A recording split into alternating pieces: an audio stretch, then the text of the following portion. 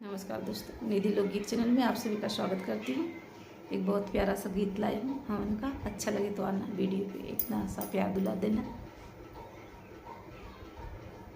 उगले सूरज देव जोर होई गवा, हवन करावा पंडित देर होई गवा। उगले सूरज देव जोर होई गवा, हवन करावा पंडित देर होई गवा।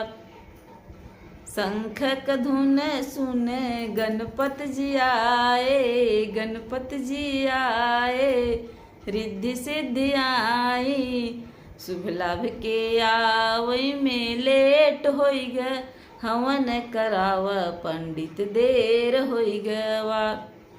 उगले सूरज देवा जोर होई गवा, हवन करावा पंडित देर होई गवा। शंख क धुन सुन विष्णु जी आए, विष्णु जी आए संग लक्ष्मी जी आई। नारद के आवई में लेट होई ग, हवन करा द पंडित बेर होई गवा। उगले सूरज देवा जोर होई गवा, अब हवन करावा पंडित देर होई गवा। उगले सूरज देवा जोर होई गवा, हवन करावा पंडित देर होई गवा। शंख क धुन सुन राम जी आए, राम जी आए संगे सीता जी आई। लव कुश के आवई में लेट होई ग, हवन करावा पंडित देर होई गवा। उगले सूरज जिया जोर होई गवा, हवन करावा पंडित देर होई गवा। उगले सूरज जिया जोर होई गवा, हवन करावा पंडित देर होई गवा। हवन शंख क धुन सुन कृष्णा जी आए, कृष्णा जी आए संग राधा जी आई।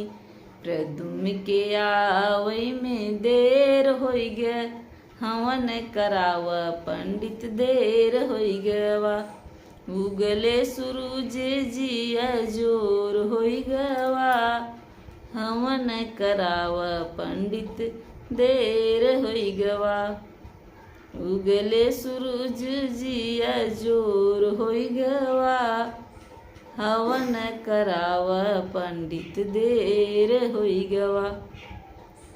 शंख क धुन सुन शंकर जी आए, शंकर जी आए संगे गौरा जी आई।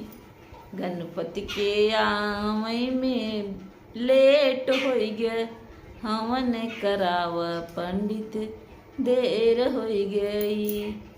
उगले सूरज जिया जोर होई गवा, हवन करावा पंडित देर होई गवा।